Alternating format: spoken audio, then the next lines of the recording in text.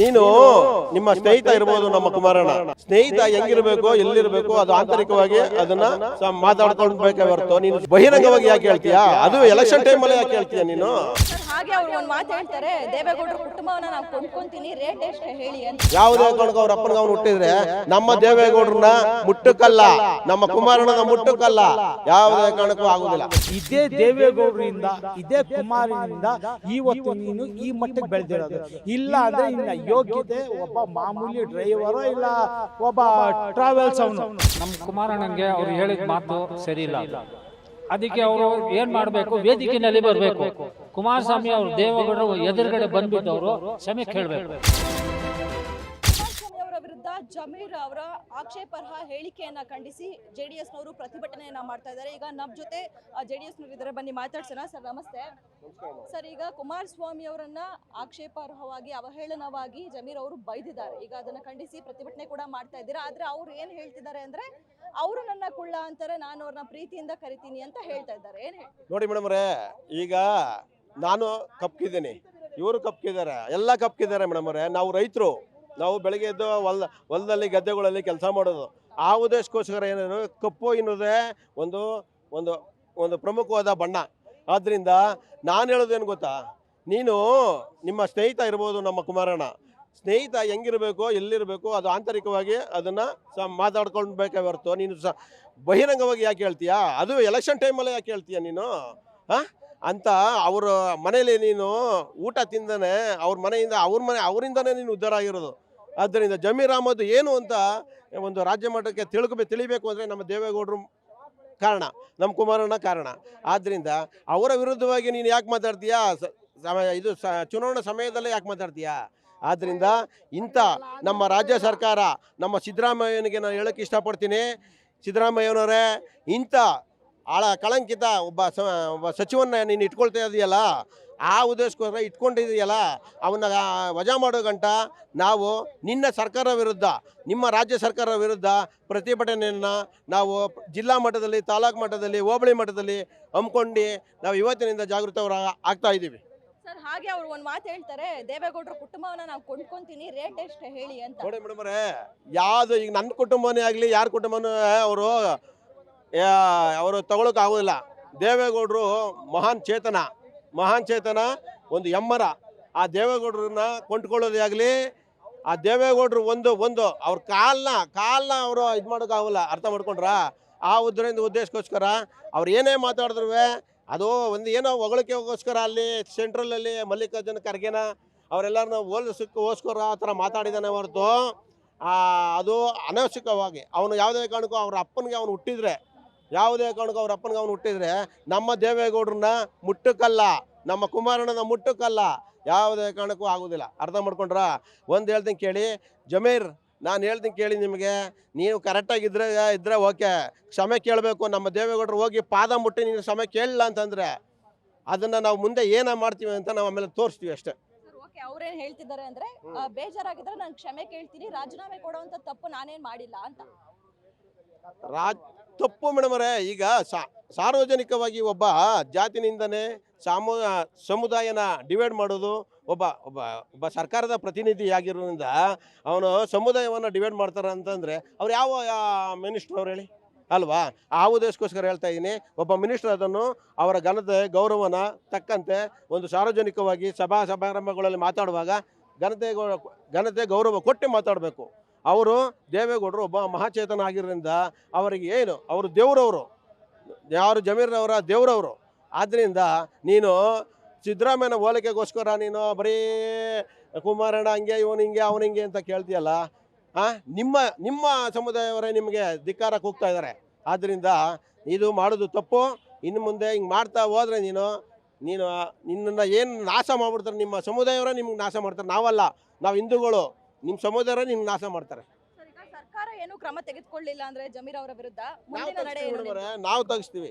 ಆ ಸಮಯ ಸರ್ಕಾರ ಏನು ಮಾಡೋಕ್ಕೆ ಹೋಗೋದಿಲ್ಲ, ನಾವೇ ತೆಗಿಸ್ತೀವಿ ಅದನ್ನು. ನಾವು ವಿಧಾನಸಭೆಗೆ ನಾವು ಹೋಗಿ ಮುತ್ತಿಗೆ ಹಾಕಿ ರಾಜ್ಯಪಾಲರಿಗೆ ಮನವಿ ಪತ್ರ ತರಿಸಿ ಅವ್ರನ್ನ ಸಂಪುಟದಿಂದ ವಜಾ ಮಾಡಬೇಕು ಅಂತ ಮನವಿನ ಇವತ್ತು ಕೊಡ್ತಾ ಇದ್ದೀವಿ. ಸರ್, ಹಾಗೆ ನೀವೇನು ಹೇಳ್ತೀರಾ ಸರ್? ಇವತ್ತೇನು ರಾಜ್ಯ ಸರ್ಕಾರದ ಸಂಪುಟದಲ್ಲಿ ಸಚಿವರಾಗಿರುವಂತಹ ಜಮೀರ್ ಅಹಮದ್ ಅವ್ರು ಏನು ಅವಹೇಳನಕಾರಿ ಮಾತಾಡ್ತಾ ಇದ್ದಾರೆ ಕುಮಾರಣ್ಣನ ಬಗ್ಗೆ, ಅದು ತಪ್ಪಾಗಿ ಮಾತಾಡ್ತಾ ಇದ್ದಾರೆ. ಯಾಕೆ ಅಂದರೆ ಒಂದು ಕಾಲದಲ್ಲಿ ನೀವು ಯಾವ ಥರ ಇದ್ರಿ, ಯಾವ ಥರ ಬಿಟ್ರಿ ಅನ್ನೋದು ನೀವು ಯೋಚನೆ ಮಾಡಬೇಕು. ಏಕೆಂದರೆ ಒಬ್ಬ ಕಾರ್ಯಕರ್ತನಾಗಿ ನಾವು ಇವತ್ತು ಏನು ದುಡಿತಾ ಇದ್ದೀವೋ ಅದೇ ಥರ ನಾವು ಕಾರ್ಯಕರ್ತರಾಗಿ ನೀವು ಈ ಪಕ್ಷದಲ್ಲಿದ್ದು ಇವತ್ತು ಏನು ದೇವೇಗೌಡರು ಕುಮಾರಸ್ವಾಮಿ ಅವ್ರನ್ನ ಕೊಂಡ್ಕೊಂತೀನಿ ಅನ್ನೋ ನೀಚ ಬುದ್ಧಿಯಿಂದ ನೀನು ಹೇಳ್ತಿದ್ದೀರಲ್ಲ, ನೀವು ಯಾವ ಮಟ್ಟದಲ್ಲಿ ಇದ್ರಿ ಅನ್ನೋದನ್ನು ಯೋಚನೆ ಮಾಡಿದ್ದೀರಾ ನೀವು? ಅದನ್ನು ನೀವು ತಿಳ್ಕೊಂಡು ಕುಮಾರಣ್ಣನ ಬಗ್ಗೆ ಆಗಲಿ ದೇವೇಗೌಡರ ಬಗ್ಗೆ ಆಗಲಿ ಒಂದು ಮಾತಾಡಬೇಕಾದ್ರೆ ಗೌರವದಿಂದ ಮಾತಾಡೋದು ಕಲೀರಿ. ಅದನ್ನು ಗೌರವದಿಂದ ಮಾತಾಡಿಲ್ಲ ಅಂದರೆ ನಮ್ಮ JDS ಪಕ್ಷದ ಕಾರ್ಯಕರ್ತರು ನಿಮಗೆ ಬುದ್ಧಿ ಕಲಿಸ್ತಾರೆ. ಯಾಕೆಂದರೆ ನೀವು ಎಲ್ಲೋ ಇಟ್ಕೊಂಡು ಎಸ್ಕಾಟ್ಗಳನ್ನ ಇಟ್ಕೊಂಡು ನೀವು ಮಾತಾಡೋದಲ್ಲ, ಇದು ನಮ್ಮ ದೇವೇಗೌಡರು ಮಾನ ಮತ್ತು ಕುಮಾರಣ್ಣನ ಮಾನ ಪ್ರಶ್ನೆ. ಇದು ನೀವೇನಾದರೂ ಅಪ್ಪಿತಪ್ಪಿ ಇದೇ ಥರ ಕಚಡವಾಗಿ ನೀವು ಮಾತಾಡ್ತಾ ಇದ್ದರೆ ಈ ಕಾಂಗ್ರೆಸ್ ಸರ್ಕಾರದೊಳಗೆ ಇದ್ಕೊಂಡು ಕಾಂಗ್ರೆಸ್ ಸರ್ಕಾರನ ಈ ರಾಜ್ಯದಲ್ಲಿ ಕಿತ್ತೊಗಿತಾರೆ. ಇವತ್ತಲ್ಲ ನಾಳೆ ಕಿತ್ತೊಗೆಯೋ ಒಂದು ಮೂಮೆಂಟ್ ಬಂದಿದೆ. ಅಂಥ ಟೈಮಲ್ಲಿ ನೀವು ಈ ಥರ ಎಲ್ಲ ಮಾತಾಡಿದ್ರೆ ಇದಕ್ಕೆ ನಮ್ಮ JDS ಕಾರ್ಯಕರ್ತರು ತಕ್ಕ ಪಾಠ ಕಲಿಸ್ತಾರೆ ಅಂತ ನಾನು ಹೇಳ್ತೀನಿ. ಮತ್ತು ಕುಮಾರಣ್ಣನ ಬಗ್ಗೆ ಏನು ಕರ್ರಗಿದ್ದಾರೆ ಅಂತ ನೀನು ಬೆಳಗಿದ್ದ ನೆಟ್ಗೆ ಏನೋ ನೀನು ದೇವಲೋಕದಿಂದ ಇಳಿದಿದೆಯಾ? ನೀನು ಏನಿಲ್ವಲ್ಲ. ನಾನು ಕರ್ರಗಿರೋದು ಮನುಷ್ಯನ ಧರ್ಮ, ಬೆಳ್ಳಗಿರೋದು ಆ ಮನುಷ್ಯನ ಧರ್ಮನೇ. ಇವತ್ತೆಲ್ಲ ಜಾತಿಗಳ ಮಧ್ಯೆ ನೀವು ಇವತ್ತು ಈ ರಾಜಕೀಯದ ಬೇಳೆನ ಬೇಯಿಸ್ಕೊತಾ ಇದ್ದೀರಾ. ನೀವು ರಾಜಕೀಯದ ಬೇಳೆ ಬೇಯಿಸ್ಕೊಳ್ಳೋಕ್ಕೋಸ್ಕರ ಹಿಂದೂ ಮುಸ್ಲಿಂ ಗಲಾಟೆ ತಂದು ಇಡ್ತಾ ಇದ್ದೀರಾ. ಹಿಂದೂ ಮುಸ್ಲಿಂ ನಾವು ಕರ್ನಾಟಕದಲ್ಲಿ ಅಣ್ಣ ತಮ್ಮದಿರ ಥರ ಇದ್ದೀವಿ. ಅಣ್ಣ ತಮ್ಮ ಥರ ಇರೋವಂಥವ್ರನ್ನ ನೀವು ತಂದಿಕ್ಕಿ ಇವತ್ತು ಏನೋ ನೀನು ಒಂದು ಸ್ಟೇಜಲ್ಲಿ ಮಾತಾಡಿ ದೊಡ್ಡ ವ್ಯಕ್ತಿ ಥರ ತೋರಿಸ್ಕೊಬೇಕು ಅಂತ ಬೆಳೆಯೋಕ್ಕೆ ಹೋಗ್ತಾ ಇದೆಯಾ. ಇದು ತುಂಬ ತೊಂದರೆ ಆಗುತ್ತೆ. ಇನ್ನು ಮುಂದಿನ ದಿನಗಳೆಲ್ಲ ನೀವು ಮಾತಾಡಬೇಕಾದ್ರೆ ನೆಟ್ಟಿಗೆ ಮಾತಾಡೋದು ಕಲ್ತ್ಕೊ ನೀನು ಅಂತ ನಾನು ಜಮೀರ್ ಅಹಮದ್ಗೆ ಡೈರೆಕ್ಟಾಗಿ ಹೇಳ್ತಾ ಇದ್ದೀನಿ, ನಿಮ್ಮ ಮೀಡಿಯಾ ಮುಖಾಂತರ. ಯಾಕೆಂದರೆ ಇದು ಇನ್ನು ಮುಂದೆ ಯಾಕೆಂದರೆ ನಮ್ಮ ದೇಶ ಹಾಳು ಮಾಡೋ ಕೆಲಸ ಮಾಡಬೇಡ್ರಿ. ರಾಜಕೀಯದಲ್ಲಿ ಇದ್ದೀರಾ, ದೇಶ ನಿಮ್ಮಂಥ ಗೌರವಂತ ಇರಬೇಕು ಅನ್ನೋದಾದರೆ ಗೌರವವಾಗಿ ನಡ್ಕೊಬೇಕು ಅನ್ನಂಗಿದ್ರೆ ಈ ರಾಜ್ಯದಲ್ಲಿ ಒಳ್ಳೆ ಮಾತಾಡೋದು ಕಲ್ತ್ಕೊಳ್ಳಿ ಅಂತ ನಾನು ಈ ಸಮಾಚಾರದಲ್ಲಿ ಹೇಳ್ತಾ ಇದ್ದೀನಿ. ಮೇಡಮ್, ಇವತ್ತು ನೀವೆಲ್ಲ ನೋಡ್ತಾ ಇದ್ದೀರಾ, ಜಮೀರ್ ಅಹಮದ್ ಖಾನ್ ಅವರು ಭಾಳ ಅವಹೇಳನಕಾರಿಯಾಗಿ ಮಾತಾಡಿದ್ದಾರೆ. ಅದು ಕುಮಾರಣ್ಣನ ಬಗ್ಗೆ, ಅವರ ಒಂದು ಬಣ್ಣದ ಬಗ್ಗೆನೇ ಮಾತಾಡಿದ್ದಾರೆ. ನಿನ್ನೆ ಮೀಡಿಯಾ ಸ್ನೇಹಿತರು ಕೇಳಿದಾಗ ಅವ್ರು ಹೇಳಿದ್ರು, ಯಾರಿಗಾದ್ರೂ ನೋವಾಗಿದ್ದರೆ ನಾನು ಕ್ಷಮೆ ಕೇಳ್ತೀನಿ, ನಾನು ಪ್ರೀತಿಯಿಂದ ಕರೆಯೋದು ಹಾಗೆ ಕರಿಯಣ್ಣ ಅಂತ ಕರಿತೀನಿ, ಅವ್ರು ನನ್ನ ಕುಳ್ಳ ಅಂತ ಕರೀತಾರೆ ಅಂದರು. ಆದರೆ ಕುಮಾರಣ್ಣ ಯಾವತ್ತೂ ಯಾವುದೇ ವ್ಯಕ್ತಿನ ಆ ಥರ ಮಾತಾಡಿರೋದು ನಾವಂತೂ ಹಿಸ್ಟ್ರಿನಲ್ಲಿ ನೋಡಿಲ್ಲ, ನಮಗೆ ಗೊತ್ತಿಲ್ಲ. ಇವರು ಡಿಫೆಂಡ್ ಮಾಡ್ಕೊಳ್ಳೋಕ್ಕೋಸ್ಕರ ಈ ಥರ ಹೇಳ್ತಾ ಇದ್ದಾರೆ. ನಾವು ಹೇಳೋದು ಏನಂತಂದರೆ JDS ಕಾರ್ಯಕರ್ತರುಗಳು ಜಮೀರ್ ಅಹಮದ್ ಖಾನ್ ಅವರೇ ಎಚ್ಚರಿಕೆಯಿಂದ ಮಾತಾಡಿ. ಅವರು ಈ ರಾಜ್ಯದಲ್ಲಿ 2 ಸತಿ ಮುಖ್ಯಮಂತ್ರಿ ಆಗಿದ್ದಂಥವ್ರು. ಅವ್ರ ಬಗ್ಗೆ ನೀವು ಪ್ರತಿಯೊಂದು ಮಾತಾಡಬೇಕಾದ್ರೂ ಯೋಚನೆ ಮಾಡಿ ಮಾತಾಡಬೇಕು.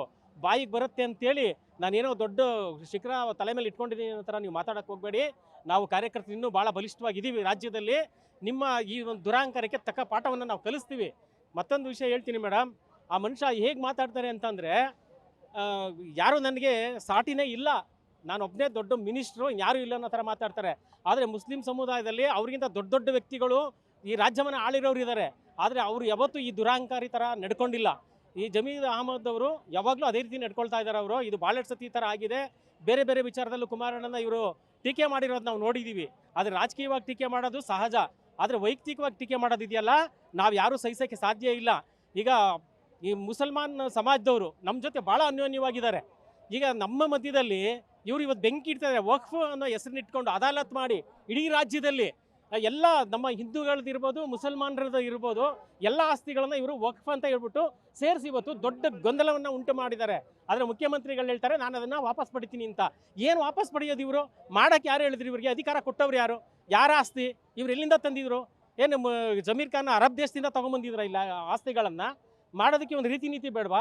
ಇವತ್ತು ನಮ್ಮಲ್ಲೇ ಒಂದು ಒಗ್ಗಟ್ಟನ್ನು ಒಡೆಯುವಂಥ ಕೆಲಸ ಯಾರಾದರೂ ಮಾಡಿದರೆ ಮುಸ್ಲಿಂ ಸಮಾಜದಲ್ಲಿ ಅದು ಜಮೀರ್ ಅಹಮದ್ ಖಾನು.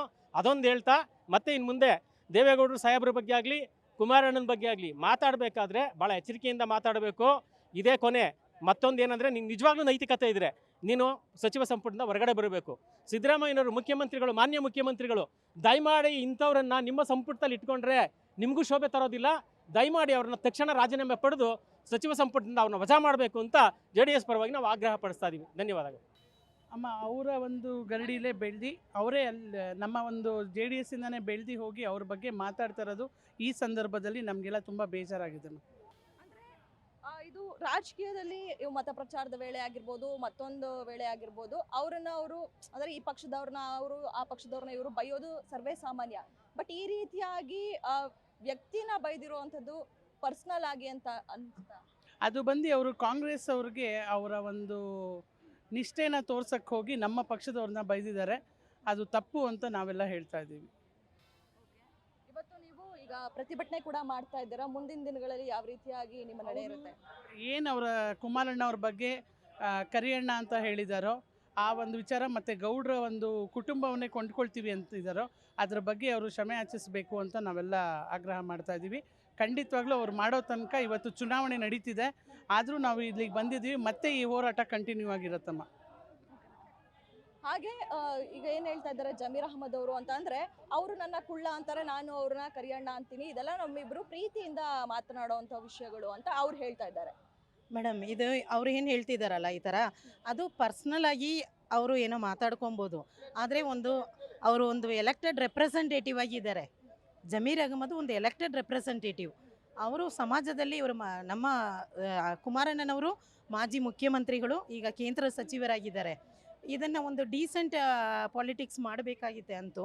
ಟೀಕೆ ಎಲೆಕ್ಷನ್ ಸಂದರ್ಭದಲ್ಲಿ ಅವ್ರನ್ನ ಹೇಳೋದು, ಇವ್ರನ್ನ ಹೇಳೋದು ಸಹಜ. ಆದರೆ ಈ ರೀತಿ ಬಣ್ಣದ ಬಗ್ಗೆ ಈಗ ಏನು ಒಂದು ಡಿಸ್ಕ್ರಿಮಿನೇಷನ್, ಇದು ಏನು ಲಿಂಗ ಜೆಂಡರ್ ಡಿಸ್ಕ್ರಿಮಿನೇಷನ್ ಆಗ್ಬೋದು, ಅಥವಾ ಈ ಥರ ಒಂದು ಕಲರ್ ಮೇಲೆ, ಬಣ್ಣದ ಮೇಲೆ ಇದೆಲ್ಲ ತಾರತಮ್ಯ ಡಿಸ್ಕ್ರಿಮಿನೇಷನ್ ಮಾಡೋದು ಬಂದು ಈ ಕಾನ್ಸ್ಟಿಟ್ಯೂಷನ್ ಪ್ರಕಾರನೇ ಇದೆಲ್ಲನೂ ಹಕ್ಕುಗಳು ಯಾರಿಗೂ ಇಲ್ಲ ಮೇಡಮ್. ಹಂಗಾಗಿ ಅವರು ಒಂದು ಜವಾಬ್ದಾರಿ ಸ್ಥಾನ, ಅವರು ಕೂಡ ಒಂದು ಸ್ಟೇಟ್ ಮಿನಿಸ್ಟರ್ ಆಗಿದ್ದಾರೆ, ಜವಾಬ್ದಾರಿಯಾಗಿ ಇರೋಂಥವರು ಈ ರೀತಿ ಮಾತಾಡೋದು ಅಂತೂ ತುಂಬ ಖಂಡನೆಯಾಗುತ್ತೆ.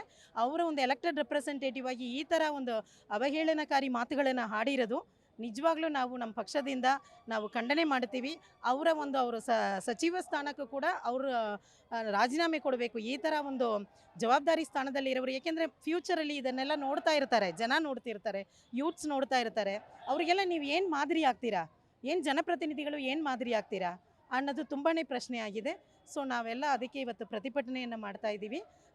ಈ ಹೋರಾಟ ಇವತ್ತು ಚುನಾವಣೆ ನಡೀತಿದೆ, ನಾವು ಏನಿದ್ರೂ ಕೂಡ ನಾವು ನಮ್ಮ ಒಂದು ಖಂಡನೆಯನ್ನು ಈ ಪ್ರತಿಭಟನೆ ಮುಖಾಂತರ ತಿಳಿಸ್ತಾ ಇದ್ದೀವಿ ಮೇಡಮ್. ಅಲ್ಲ ಮೇಡಮ್, ಓಕೆ, ಜಮೀರ್ ಅವ್ರು ಹೇಳ್ತಾ ಇರೋದು ಬೇಕಾದರೆ ಬೇಜಾರಾಗಿದ್ರೆ ನಾನು ಕ್ಷಮೆ ಕೇಳ್ತೀನಿ ಅನ್ನುವಂಥ ಮಾತು ಹೇಳ್ತಾ ಇದ್ದಾರೆ. ರಾಜೀನಾಮೆ ಕೊಡುವಂಥ ತಪ್ಪು ನಾನೇನು ಮಾಡಿಲ್ಲ ಮೇಡಮ್. ಅವ್ರು ಏನೇ ಹೇಳ್ಕೊಬೋದು, ಆದರೆ ಅದು ತುಂಬ ದೊಡ್ಡ ತಪ್ಪೇ ಆಗಿದೆ ಮೇಡಮ್. ಅದು ಆ ಥರ ಹೇಳಬಾರ್ದು. ಅವರು ಒಂದು ಜವಾಬ್ದಾರಿ ಸ್ಥಾನದಲ್ಲಿ ಇರೋರು, ಒಂದು ಕೇಂದ್ರ ಸಚಿವರು, ಮಾಜಿ ಮುಖ್ಯಮಂತ್ರಿಗಳ ಪ್ರಕಾರ ಬಣ್ಣದ ಮೇಲೆ ಹೇಳೋ ಅಂಥ ರೈಟ್ಸ್ ಅವ್ರಿಗೆ ಕೊಟ್ಟಿರೋರು ಯಾರು ಕೊಟ್ಟಿರೋದು ಅವ್ರಿಗೆ? ಈ ಥರ ಒಂದು ಡಿಸ್ಕ್ರಿಮಿನೇಷನ್, ತಾರತಮ್ಯ ಮಾಡೋ ಅಂಥ ಈ ಕೆಲಸ ಮಾಡೋದಕ್ಕೆ ನಾನು ಪ್ರೀತಿಯಿಂದ ಮಾಡ್ತೀನಿ, ಅದನ್ನು ಮಾಡ್ತೀನಿ ಅಂತಂದರೆ, ಇದು ನಮ್ಮ ಇಂಡಿಯನ್ಸ್ ಓವರಾಲ್ ನಮ್ಮ ಇಂಡಿಯನ್ ಕಲರ್ ಬಣ್ಣದನ್ನು ಅವರು ಎತ್ತಿ ಹಿಡಿದಿದ್ದಾರೆ. ಕ್ಷಮೆ ಕೇಳಿದ್ರೂ ಕೂಡ ನಾವು ಬಂದು ಅವರ ಒಂದು ಕ್ರಮ, ಅವ್ರ ಪಕ್ಷದಿಂದನೇ ಒಂದು ಕ್ರಮ ತಗೊಬೇಕು ಅವ್ರ ಮೇಲೆ ಅಂತ ನಾವು ಒತ್ತಾಯ ಮಾಡ್ತಾ ಇದ್ದೀವಿ ಮೇಡಮ್. ಹಾಗೆ ಅವರು ಒಂದು ಮಾತು ಹೇಳ್ತಾರೆ, ದೇವೇಗೌಡರ ಕುಟುಂಬನೇ ಕೊಂಡ್ಕೊಂಡ್ಬಿಡ್ತೀವಿ ನಾವು, ನಿಮ್ಮ ರೇಟ್ ಎಷ್ಟು ಹೇಳಿ ಅಂತ. ಇದು ಏನು ಹೇಳೋದು, ಇದು ಅವರ ಒಂದು ನಡವಳಿಕೆ ಏನಿದೆ, ದುರಹಂಕಾರ, ಅದನ್ನು ಪರಮಾವಧಿಯನ್ನು ತೋರಿಸ್ತಾ ಇದೆ. ಅದು ಆ ರೀತಿ ಮಾಡಿದ್ದು ಇನ್ನೂ ತುಂಬ ಖಂಡನೆ ಅದಕ್ಕೆ ನಾವು ಇವತ್ತು ಎಲೆಕ್ಷನ್ ಇದ್ದರೂ ಕೂಡ ಅವ್ರು ಮಾಡಿರೋದು ಎಷ್ಟು ತಪ್ಪಿದೆ ಅಂತ ನಾವು ಪ್ರತಿಭಟನೆ ಮಾಡ್ತಾ ಇದ್ದೀವಿ ಮೇಡಮ್.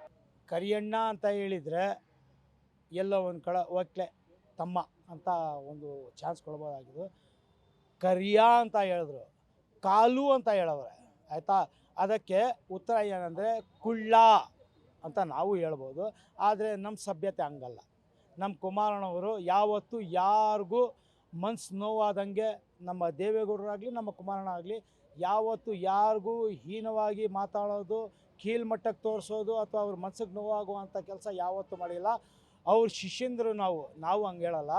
ಒಂದು ಹೇಳ್ತೀನಿ, ಯಾವ ತಟ್ಟೆಯಲ್ಲಿ ನೀನು ಊಟ ಮಾಡಿ ಬೆಳೆದಿಯೋ ಅದೇ ತಟ್ಟೆಯಲ್ಲಿ ನೀನು ಉಚ್ಚೆ ಮಾಡುವಂಥ ಕೆಲಸ ಮಾಡಿದ್ಯಾ. ಒಂದಲ್ಲ ಎರಡಲ್ಲ ಹಲವಾರು ಬಾರಿ. ಒಂದು ಸಲ ತಪ್ಪಾದರೆ ತಪ್ಪನ್ಬೋದು, ಹಲವಾರು ಸಾರಿ ತಪ್ಪಂದರೆ ಇದಕ್ಕೆ ಬೇರೆ ಪದ ಇದೆ, ನಾನು ಹೇಳೋಕ್ಕಾಗಲ್ಲ, ನೀವು ಲೇಡಿಸಿದ್ದೀರಿ ಅದಂತಾರೆ, ಆಯಿತಾ? ಇವಾಗ ನೀನು ಈ JDS ಅಲ್ಲಿ ಇದೇ ದೇವೇಗೌಡರಿಂದ, ಇದೇ ಕುಮಾರನಿಂದ ಇವತ್ತು ನೀನು ಈ ಮಟ್ಟಕ್ಕೆ ಬೆಳೆದಿರೋದು. ಇಲ್ಲ ಅಂದರೆ ನಿನ್ನ ಯೋಗ್ಯತೆ ಒಬ್ಬ ಮಾಮೂಲಿ ಡ್ರೈವರೋ ಇಲ್ಲ ಒಬ್ಬ ಟ್ರಾವೆಲ್ಸ್ ಅವನು, ಅಷ್ಟೇ ನಿನ್ನ ಯೋಗ್ಯತೆ. ಇವತ್ತು ನೀನು MLA ಆಗಿದೆಯಾ, ಮಂತ್ರಿ ಆಗಿದೆಯಾ, ಇಡೀ ಕರ್ನಾಟಕದಲ್ಲಿ ನಿನಗೆ ಹೆಸರಿದೆ ಅಂದರೆ ಅದು JDS ಭಿಕ್ಷೆ, ದೇವೇಗೌಡರು ಭಿಕ್ಷೆ, ಕುಮಾರಸ್ವಾಮಿ ಹಾಕಿರುವಂಥ ಭಿಕ್ಷೆ. ಅದು ಮರಿಬೇಡ. ಏನಿದ್ರು ಒಬ್ಬ ಬಂಡೆ, ಚಿಕ್ಕ ಕಲ್ಲು, ಬೆಟ್ಟಕ್ಕೆ ಹೋಲ್ಸೋಕ್ಕಾಗಲ್ಲ, ಅದಕ್ಕೆ ನೀನು ಕಂಪೇರ್ ಮಾಡೋಕ್ಕಾಗಲ್ಲ. ನಿನ್ನ ಯಾವ ಯೋಗ್ಯತೆ ಏನಿದ್ರು ಒಂದು ಕಲ್ಲು ಸಮಾನ. ಯಾಕಂದರೆ ನಿನ್ನಂಥ 10 ಜನಕ್ಕೆ ಇದೇ ದೇವೇಗೌಡರು ಬೆಳೆಸಿದ್ದಾರೆ, ಇದೇ ದೇವೇಗೌಡರುಗಳು ಮಿನಿಸ್ಟ್ರುಗಳು ಮಾಡಿಸಿದ್ದಾರೆ. ನಮ್ಮ ಸಮಾಜದಲ್ಲಿ CM ಇಬ್ರಾಹಿಂಗಾಗಲಿ, ರೋಷನ್ ಬೇಗರಾಗಲಿ, ಒಂದಲ್ಲ ಎರಡಲ್ಲ 10 ಜನಕ್ಕೆ ಬೆಳೆಸಿರೋ ಅಂಥ ಪಕ್ಷ ಇದ್ದರೆ ಈ JDS ಪಕ್ಷ. ಮುಸಲ್ಮಾನರಿಗೆ ಸಾಥ್ ಕೊಟ್ಟಿದೆ ಅಂದರೆ ಈ JDS ಪಕ್ಷ. ಇವತ್ತು ಈ ಪಕ್ಷದಿಂದ ಬೆಳೆದು ನೀನು ಈ ರೀತಿ ಮಾತಾಡೋದು ನಿನಗೆ ಲಾಯಕ್ಕಿಲ್ಲ ಅಂತ ಹೇಳಕ್ಕೆ ಬಯಸ್ತೀನಿ. ನಾನು ಅವ್ರನ್ನ ಕರಿಯಣ್ಣ ಅಂತಿದ್ದೆ ಅನ್ನುವಂಥ ಮಾತಾಡ್ತಿದ್ದಾರೆ. ಆಯಿತು, ಮನೆಯಲ್ಲಿ ನೀನು ನಿನ್ನ ಹೆಂಡ್ತಿಗೆ ಏನು ಪ್ರೀತಿಯಿಂದ ಕರಿತೀಯ ಅದು ಮೈಕ್ ಮುಂದೆ ಬಂದು ಕ್ಯಾಮ್ರಾ ಮುಂದೆ ಹೇಳ್ಬಿಡು, ಆಗುತ್ತಾ? ಮೇಡಮ್ ಅವರೇ, ಕ್ಯಾಮ್ರಾದಲ್ಲಿ ಹೇಳೋದು ಬೇರೆ ವಿಚಾರ, ಮನೆಯಲ್ಲಿ ನಾನು ಕುತ್ಕೊಂಡು ಮಾತಾಡೋದು ಬೇರೆ ವಿಚಾರ. ನೀನು ಹಂಗೇಳಿಲ್ಲ, ಅಣ್ಣ ಅಂದಿದ್ರೆ ಬೇರೆ ವಿಚಾರ. ನೀನು ಏಕವಚನದಲ್ಲಿ ಮಾತಾಡಿರೋದು, ಆಯಿತಾ? ತಪ್ಪು ಮಾಡ್ಕೊಂಡು ಸಿಕ್ಕಾಕೊಂಡ್ಬಿಟ್ಟು ಇದು ಒಂದು ಸಲ ಅಲ್ಲ 2 ಸಲ ಅಲ್ಲ, ತಪ್ಪು ಮಾಡೋದು ಸಿಕ್ಕಾಕೊಂಡಿದ್ದ ತಕ್ಷಣ ನಾನು ಅವ್ರಿಗೆ ಹಂಗೆ ಹೇಳೋದು ಅಂದ್ಬಿಡೋದು. ಈ ಡವ್ಗಳು, ಈ ಆ್ಯಕ್ಟಿಂಗ್ಗಳು ಕರ್ನಾಟಕ ಜನತೆಗೆ ಅರ್ಥ ಆಗೋಗಿದ್ದೆ. ಇನ್ನು ಮುಂದೆ ಯಾರೂ ಇದಕ್ಕೆ ಸಹಿಸಲ್ಲ. ಸರ್ ಹಾಗೆ ತಪ್ಪಾಗಿದ್ರೆ ನಾನು ಕ್ಷಮೆ ಕೇಳ್ತೀನಿ ಅಂತ ಕೂಡ ಹೇಳ್ತಾ ಇದ್ದಾರೆ. ಅಂದರೆ ಅರ್ಥ ಕ್ಷಮೆ ಕೇಳ್ತೀನಿ ಅಂದರೆ ಏನು ನಮ್ಮ ಮೇಲೆ ಏನಾದರೂ ಅನುಕಂಪ ತೋರಿಸ್ತಾ ಇರೋದಾ? ಕೇಳ್ತೀನಿ ಅಂತ ಹೇಳೋದಲ್ಲ. ಆಯಿತು, ನಾನು ತಪ್ಪಾಗಿದೆ, ಕ್ಷಮೆ ಕೇಳ್ತೀನಿ ಅಂತ ಹೇಳಬೇಕು. ಆಗಿದ್ರೆ ಅಂದರೆ ಏನು? ಆಗಿಲ್ವಾ? 1 ಸಲನ 2 ಸಲನ 10 ಸಲ ಆಗಿದೆಯಲ್ಲ. ಸ್ವಲ್ಪ ಆದರೂ ನಿಯತ್ತು, ನೈತಿಕತೆ, ನಾಚಿಕೆ, ಮಾನ, ಮರ್ಯಾದೆ ಅನ್ನೋ ಪದ ಏನಾದರೂ ಗೊತ್ತಿದೆಯಾ? ಗೊತ್ತಿದ್ರೆ ಇಂಥ ಹೇಳಿಕೆಗಳು ಕೊಡಬಾರ್ದು. ದೇವೇಗೌಡರು ಕುಟುಂಬನ ಕೊಂಡ್ಕೊಂತೀನಿ ಅನ್ನೋ ಮಾತಾಡ್ತಾರೆ, ಹಾಗೆ ರೇಟ್ ಎಷ್ಟು ಅಂತ ಬಹಿರಂಗವಾಗಿ ಕೇಳ್ತಾರೆ. ದೇವೇಗೌಡರು ಫ್ಯಾಮ್ಲಿಗೆ ಕೊಂದ್ಕೊಳ್ಳೋದು ಒಂದು ಕಡೆ ಇರಲಿ, ದೇವೇಗೌಡರು ಈ ನಮ್ಮ ನಾಡಿನ ಗೌರವಾನ್ವಿತ ಪ್ರಧಾನಿ. ನಾವು ಇವತ್ತು ಕನ್ನಡಿಗರು ಹೆಮ್ಮೆಯಿಂದ ಹೇಳ್ಕೋಬೋದು, ಇಲ್ಲಿವರೆಗೂ ನಮ್ಮ ಕರ್ನಾಟಕದಿಂದ ಯಾರೂ ಪ್ರಧಾನಿ ಆಗಿಲ್ಲ, ನಮ್ಮ ದೇವೇಗೌಡರು ಸಾಹೇಬರು ಪ್ರಧಾನಿ ಆಗಿದ್ದಾರಂತ. ಅವ್ರು ಕೊಂಡ್ಕೊಳ್ಳೋದು ಒಂದು ಕಡೆ ಇರಲಿ, ಅವ್ರ ಕಾಲು ಎಕ್ಕಡ ಇದೆಯಲ್ಲ, ಅವರು ಹಾಕಿ ಸೋದೋಗಿರೋ ಚಪ್ಪಲಿ, ಫಸ್ಟು ಅದು ಕೊಂದ್ಕೊಳ್ಳೋ ಯೋಗ್ಯತೆ ಇದೆಯಾ ನೀನು ನೋಡ್ಕೊ, ಆಮೇಲೆ ಬೇರೆ ಮಾತಾಡು. ಗೌಡ್ರು ಮನಸ್ಸು ಮಾಡಿದ್ರೆ ನಿನ್ನಂಥ 10 ಜನಕ್ಕೆ ಒಂದು ಚಿಟಿಕೆಯಲ್ಲಿ ಖರೀದಿ ಮಾಡ್ಬೋದು. ಸರ್ ಇವರು ಚನ್ನಪಟ್ಟಣದಲ್ಲೇ ಆಡಿರುವಂಥ ಮಾತು ಎಲ್ಲ ಒಂದು ಕಡೆ ಮತದಾರರನ್ನ ಸೆಳೆಯೋದಕ್ಕೆ ಮಾಡ್ತಾ ಇರುವಂಥ ಮಾತುಗಳ ಇವೆಲ್ಲ ಅಂತ. ಮೇಡಮ್, ಇದೆಲ್ಲ ಎಲೆಕ್ಷನ್ ಗಿಮಿಕ್ಗೆ ಕೆಲವೊಬ್ಬರು ನಮ್ಮ ಮುಸ್ಲಿಮ್ಸ್ ಇದ್ದಾರೆ ನೋಡಿ, ಅವ್ರಿಗೆ ವಿದ್ಯೆ ಇಲ್ಲ ಅಂದರೆ ಅಷ್ಟು ಅವ್ರಿಗೆ ಅರ್ಥ ಆಗಲ್ಲ. ಇವ್ರು ಹೇಳಿದ ತಕ್ಷಣ ಜೋರಾಗಿ ಚಪ್ಪಾಳೆ ಹೊಡೆದಿರ್ತಾರೆ. ಈ ಅಪ್ಪ ಏನು ಮಾಡಿರ್ತಾನೆ, ಆ ಜೋಶಲ್ಲಿ ಮನ್ಸಲ್ಲೆಲ್ಲ ಮೈಯಲ್ಲಿ ಬಂದಂಗೆಲ್ಲ ಹೇಳ್ಬಿಟ್ಟವನೆ. ಇದು ಸಿಕ್ಕಾಬಟ್ಟೆ ಕಾಂಗ್ರೆಸ್ಗೆ ಡ್ಯಾಮೇಜ್ ಮಾಡಿಬಿಡ್ತು.